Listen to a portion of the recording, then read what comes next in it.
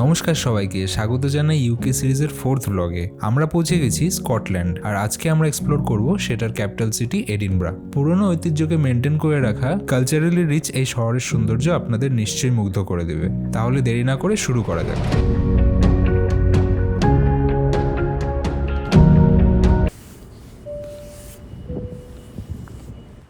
Wales, England, Northern Ireland আর Scotland, এই চারটি দেশ মিলিয়ে হয় ইউনাইটেড কিংডম। আজকে আমরা যাচ্ছি স্কটল্যান্ডের ক্যাপিটাল এডিনব্রাতে। হ্যালো সবাইকে, ওয়েলকাম ইউকে ব্লগের নতুন একটা পার্টে। এখন বাজে 3:45। এডিনব্রা যেতে আমাদের প্রায় 3.5 ঘন্টা লাগবে। বাইরের টেম্পারেচার 7°C। আমাদের বাস অলরেডি চলে এসছে। এই বাস করেই আমরা লন্ডন থেকে নিউক্যাসল এসেছিলাম। বাসটি গ্লাসগো অব্দি যায় ভায়া এডিনব্রা।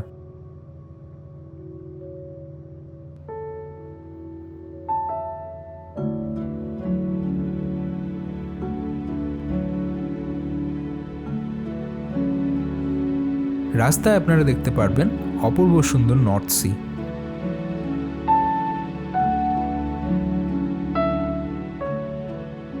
এখন বাজে 6:20। আমরা পৌঁছে গেছি এডিনব্রা।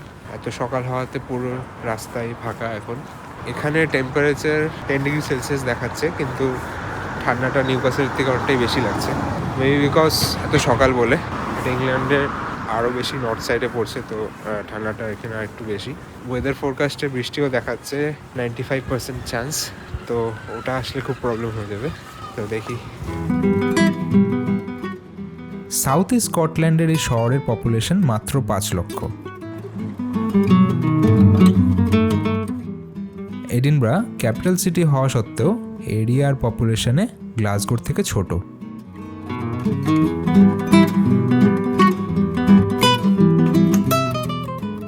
এখানকার প্রায় 75% building UNESCO world heritage site হিসাবে লিস্টেড।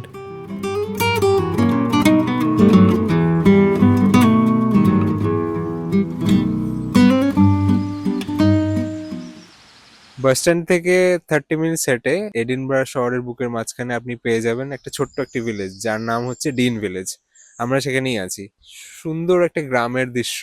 এডিনব্রা পুরো শহরটাই আসলে আপনার মনে হবে যে এই শহরটি 19th সেঞ্চুরিতে বা 18th সেঞ্চুরিতে আটকে আছে। 2024-এর কোনো শহর এটা বোঝা যাচ্ছে না। তো আমার পিছনে আপনারা দেখতে পাচ্ছেন সুন্দর সুন্দর বাড়ি, ওয়াটার স্ট্রিম যাচ্ছে এখান থেকে, নিচে কবল স্ট্রিট।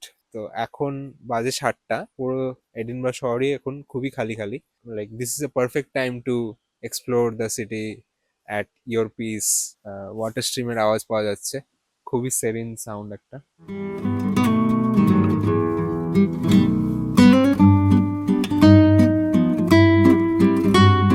আজকে আমরা ওই ব্রিজের থেকে হেঁটে এখানে একটা ছোট রাস্তা পেলাম। এখান থেকে নেমে এসে সোজা এই স্ট্রিমটা একটু কাছের থেকে দেখতে পাচ্ছি।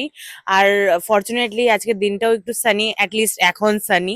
ওয়েদার খুব আনপ্রেডিক্টেবল। এই স্ট্রিমটা কাছে থেকে দেখে বুঝলাম কালারটা একটু রেডিশ। তো আমরা রিজনটা কেন এরকম এক্স্যাক্টলি বুঝতে পারছি না। প্লাস এখান থেকে বাড়িঘরগুলো খুব ক্লিয়ারলি আর একটু কাছে দেখা যাচ্ছে।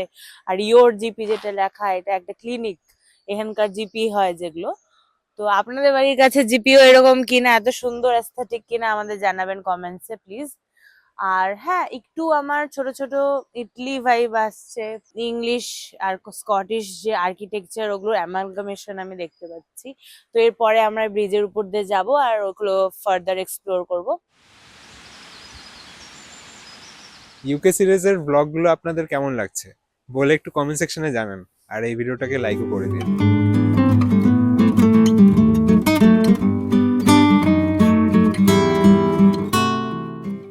16th সেঞ্চুরিতে এই জায়গাটা বসতি করে মিলার্সরা, মানে যারা গম থেকে আটা তৈরি করে। ওয়াটার অফ লিয়েতের জল তারা ইউজ করতেন তাদের কলকারখানায়। আর এই বিল্ডিংগুলোতে থাকতো সেই সব কারখানার লেবার্সরা। সেই থেকে এই ছোট্ট ভিলেজটির উৎপত্তি হয়, যার নাম ডিন ভিলেজ।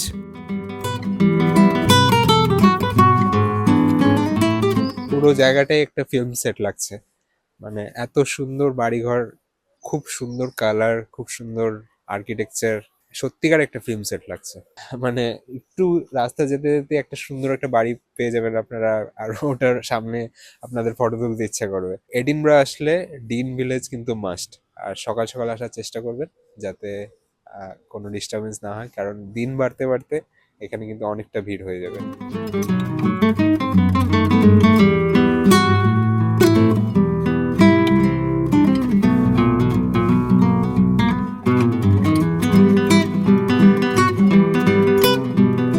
ডিন ভিলেজ থেকে সার্কাস লেন যাওয়ার রাস্তাটাও কিন্তু খুব সুন্দর। যেতে যেতে গুগল ম্যাপস আমাদের একটা অন্য রুট দেখিয়ে দিল, যেটা একটা ছোট্ট একটা পার্কের থ্রুতে যায়। আপনারা দেখতে পাচ্ছেন খুব সুন্দর লাগছে এখানটা, সবুজ ঘাস আর পিছনে বিল্ডিংস গুলো দেখা যাচ্ছে। আর এই সাইডে আপনারা দেখুন মেইন রোডে ওঠার জন্য খুব সুন্দর একটা ব্রিজ আছে।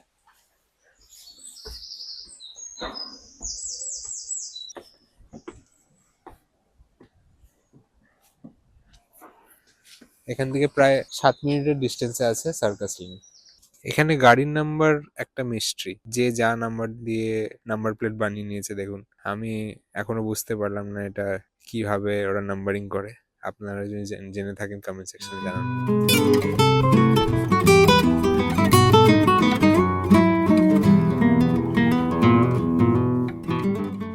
নেক্সট আমরা পৌঁছে গেলাম এডিনবরার সবচেয়ে hyped ইনস্টাগ্রামেবল spot circus street.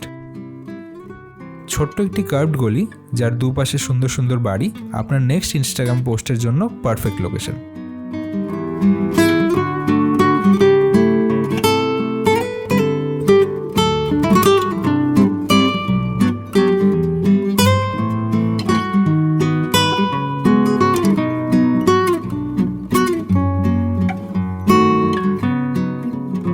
Circus lane থেকে 30 মিনিটস হেঁটে এডিনবরার হার্ট অফ দ্য সিটিতে আপনি পৌঁছে যেতে পারেন। আমি এখন ন্যাশনাল মিউজিয়ামের সামনে আছি। এটা হচ্ছে রয়্যাল মাইল যাওয়ার পথে পড়ছে। আর আমার পিছনে আপনারা দেখতে পাচ্ছেন এত সুন্দর একদম গেম অফ থ্রোন ভাইবস এর বাড়িগুলো দেখতে পাচ্ছি। আমার তো বিশাল এক্সাইটমেন্ট হচ্ছে এখানে যাওয়ার জন্য। একটা আমরা ফ্রি ট্যুর বুক করেছি রয়্যাল মাইলে। আমাদেরকে সব হিস্ট্রি বলতে বলতে আমরা রয়্যাল মাইল ট্রাভেল করব, মানে ক্রস করব, ওয়াকিং ট্যুর। তো ওটা 10টা থেকে শুরু হবে। কিছু ব্রেকফাস্ট করে ওটাকে ক্যাচ করার ট্রাই করব। এই ফেমাস স্টেপটা হচ্ছে প্লে ফেয়ার স্টেপস। চলো আসা যাক। এডিনবরা খুবই একটা পপুলার টুরিস্ট ডেস্টিনেশন ইউকেতে। তো এখানে ভালোই ভিড় আছে as compare to other UK cities. আর এখন সামার বলে আরো আসছে লোকে। ওয়াকিং ট্যুর শুরু হতে ছিল মাত্র 10 মিনিট, তাই আমরা চট করে ব্রেকফাস্ট সেরে ফেললাম। ট্যুরে আমরা এডিনবরা শহরের অনেক হিস্ট্রি জানতে পারলাম। আপনারা চাইলে এই ফ্রি ওয়াকিং ট্যুরটা ডেসক্রিপশনে দেওয়া লিঙ্ক থেকে বুক করে নিতে পারেন। মনে রাখবেন ট্যুরের সময় শুটিং কিন্তু অ্যালাউড না।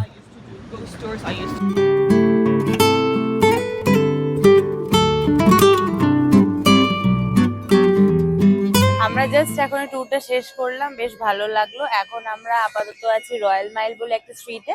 এটা এডিনবরার খুব একটা ফেমাস স্ট্রিট, আর এটা অনেকটা দূরেই যাচ্ছে। আর এখানে আপনি দেখতে পাচ্ছেন সাইডে শপস আছে বিভিন্ন রকমের। যেহেতু আমরা খুব একটা হেভি ব্রেকফাস্ট করিনি, জাস্ট ক্রোসন্স ছিল, তাই আমরা হচ্ছে এখন দেখবো কি কি খাবো না অন্য কিছু এক্সপ্লোর করব। জায়গাটা আপনি দেখতেই পাচ্ছেন অন্যই রকম একটা ভাইব আছে, খুব স্টিপ একটা ইনক্লিনেশন আছে। তো ব্যাস আমরা এখন এগুলো এক্সপ্লোর করব, আর বাদ বাকি যা যা আছে এক এক করে আপনারা তো দেখতেই পারবেন।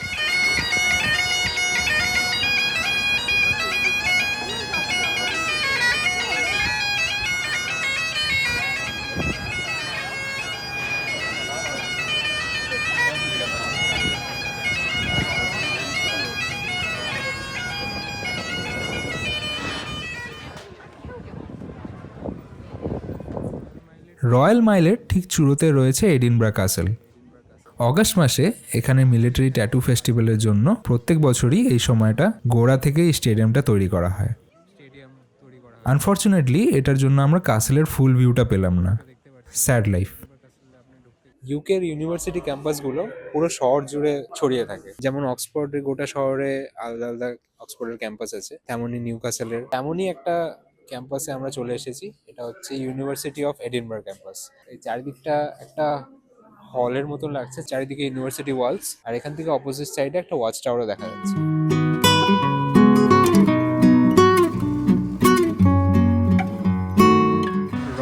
স্টেশনের কাছেই আছে প্রিন্সেস স্ট্রিট গার্ডেন, আর এখান থেকে এডিনবরা ক্যাসেলের একটা অদ্ভুত ভিউ পাওয়া যায়, যেটা আমার পাশে আপনারা দেখতে পাচ্ছেন উপরে।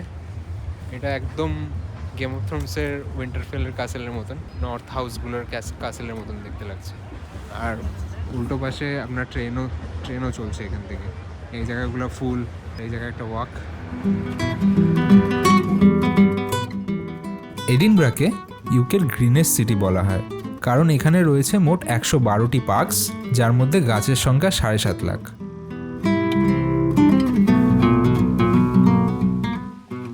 প্রিন্সেস স্ট্রিট গার্ডেনে আপনারা পেয়ে যাবেন এই আইকনিক স্ট্রাকচারটা, যাকে বলা হয় রস ফাউন্টেন। কাসেলের ব্যাকড্রপে এই ফাউন্টেনটাকে কিন্তু আলাদাই দেখতে লাগে। আপনারা কিন্তু এই স্পটটা একদম মিস করবেন না।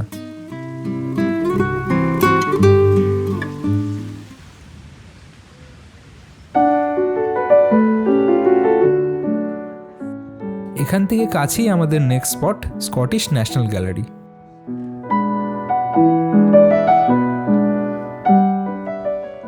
এই আর্ট গ্যালারিটা প্রথমবার পাবলিকের জন্য ওপেন হয়েছিল 1859 সালে। ঢুকতে কোনো এন্ট্রি ফিজ লাগে না। এখানে রয়েছে ভ্যান গগ, বোটেচেলি, মোনে আর রাফেলদের মতো বিশ্ববিখ্যাত পেন্টার্সদের পেন্টিং।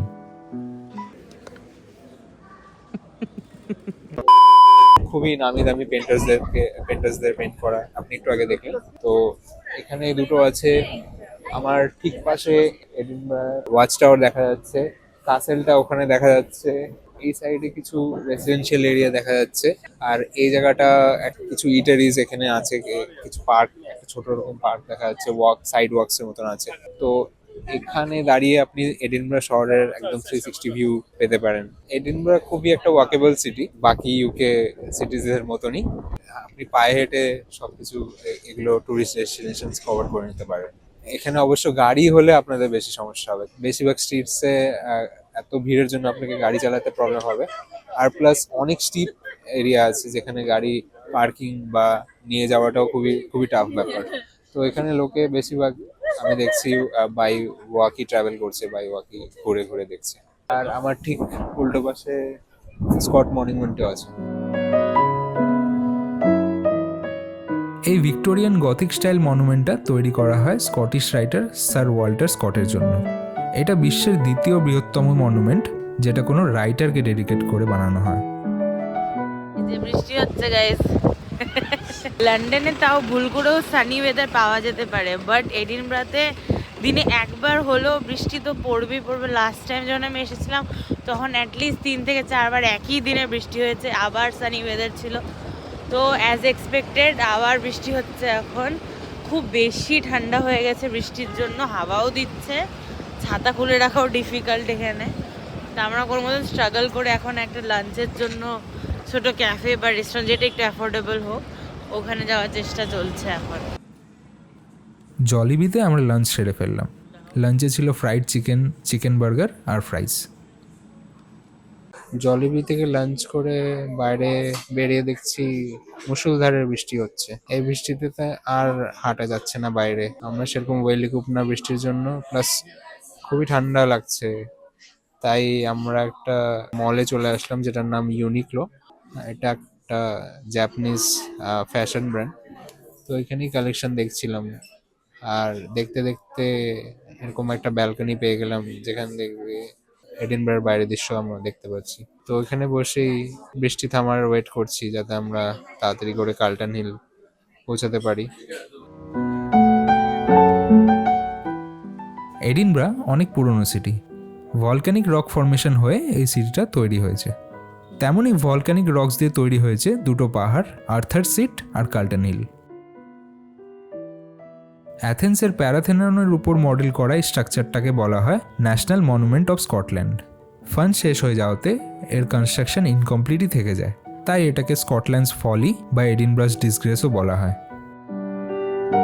শপিং মলে 2 ঘন্টা ওয়েট করার পরে এখন একটু ওয়েদারটা ভালো হলো, আর আমরা চলে আসলাম সেখান থেকে 10 মিনিট দূরে কার্লটন হিলে। আর এখান দিয়ে এডিনবরা শহরের ফুল 360 বার্ড ভিউটা আপনারা পাবেন। খুব হাওয়া চলছে, অল্প অল্প বৃষ্টি চলছে, এখানে আসতে প্রচুর স্টিপ একটা ক্লাইম্ব আছে, যেটা এই ওয়েদারে করাটা খুবই টাফ ব্যাপার। তো আমরা যেমন তেমন ভাবে চলে আসলাম। এর থেকেও বেশি স্টিপ লোকেশনে আছে আর্থার সিট, যেটা আমরা এবার করতে পারছি না।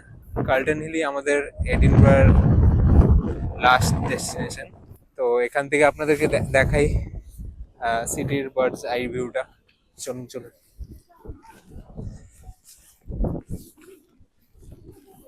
দেখুন কি সেরা লাগছে।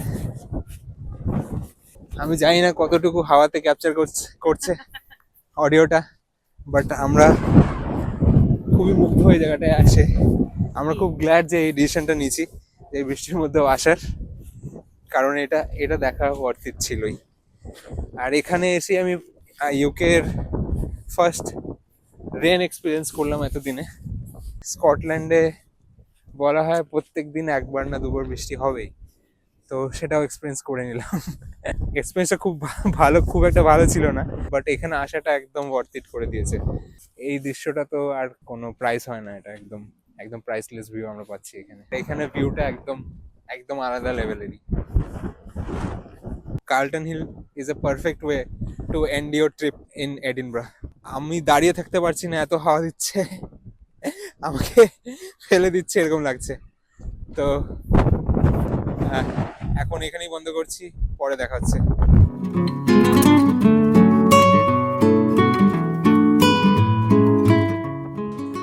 এরপর আমরা উইংস্টপ থেকে ডিনার কমপ্লিট করে নিউক্যাসল ব্যাক যাওয়ার বাস ধরে নিলাম। ঘড়িতে বাজে তখন 8:45, কিন্তু তাও দেখুন বাইরে অলমোস্ট দিনের মতো আলো। এখন বাজে 11:20, বাস আমাদের নিউক্যাসল পৌঁছালো। এই বলেই আজকের ব্লগটা শেষ করছি। এই ভিডিওটা ভালো লেগে থাকলে লাইক করে দিন, শেয়ার করে দিন, আর আমার চ্যানেলটা সাবস্ক্রাইব করে দিন। দেখা হচ্ছে অন্য একটা ব্লগে। টাটা।